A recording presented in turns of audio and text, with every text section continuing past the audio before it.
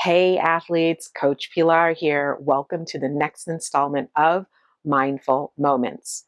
Mindful Moments is a bi-weekly newsletter for folks who are enrolled in my half marathon and marathon training programs.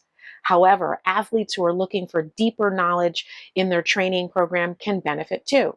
So please feel free to forward this newsletter along to an athlete or runner who you think might benefit. For today, I will touch on two things. First, I'll cover hydration and fueling very briefly, and then I'll talk about proper warm-ups before a run. The first thing you need to know about hydration and fueling is that these two things are separate functions during our run. Hydration is the act of replenishing lost water and electrolytes during our runs, whereas fueling is something we do to top off our energy levels during longer efforts. Very briefly, and because I've written about this in depth already, for runs up to 60 minutes, in general, you can just consume water. But for runs from 60 to 90 minutes and beyond, you need water and a beverage that includes electrolytes to replenish those that have been lost during sweat. This is extremely important in marathoning and beyond because electrolyte loss contributes to cramping of muscles, fatigue, dehydration, and a host of other symptoms that you really want to avoid. Drinking only water and not replenishing your electrolytes can become very dangerous and even life-threatening, especially in the heat of the summer.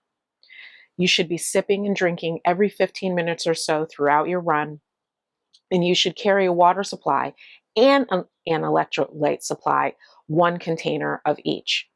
One key point is that you prepare your beverages for the run you plan to do. So if you're running a 10 miler and it takes you 2+ hours, then you should have enough water and an electrolyte beverage prepared to carry you through that time. One key point is that you prepare your beverage for the run you plan to do. So if you're running a 10 miler and it takes you 2 hours or more, then you should have enough water and electrolyte supply prepared to carry you through that time. It's better to have more and not need it than to not have enough and not have it. You can also plan a route that allows you to replenish along the way as you need to. Everyone is different. Some people sweat more and they may need more even on a shorter run. Then, for runs that are 90 minutes or longer, you'll need to include a fuel source.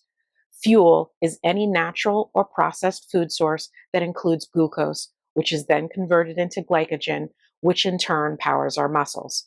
There are an infinite number of fueling options available, from gels to powders to simply using fruits or peanut butter and pretzels. The key here is that your long runs are the time to test and try your fueling and hydration strategies to find what will work best for you. You can message me if you want more information on this, or even if you'd like samples of some of the kinds of products that I use. Okay, so we've talked about hydration. Lastly, let's talk about warm-ups before we run. Generally speaking, before we move our bodies, we should warm up or prime the muscles we intend to use before moving them. Not doing so can lead to injury of our muscles because our muscles are often tight due to sitting all day, sleeping, or just being sedentary for a period of time. So we want to gently wake up our muscles to let them know we intend to use them. Dynamic warm-ups will challenge every part of your body, your arms, your legs, etc., that you intend to use during your run. And they go from general movements to specific movements.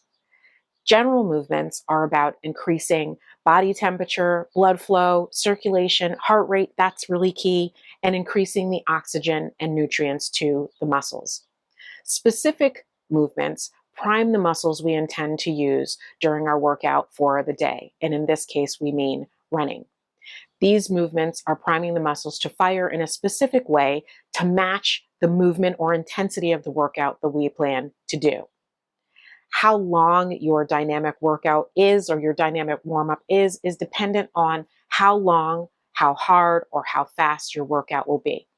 So for a long run, you might choose a couple of movements that prime the calves, the hips, the knees, and do a slow walk or jog.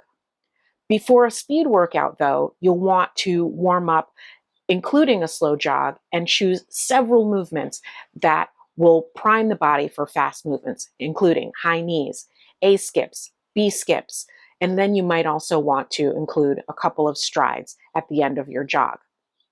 So I do have another video on warm-ups specifically where I demonstrate a few warm-up moves. If you'd like to see that, you can check out my YouTube channel and you'll get some benefit there.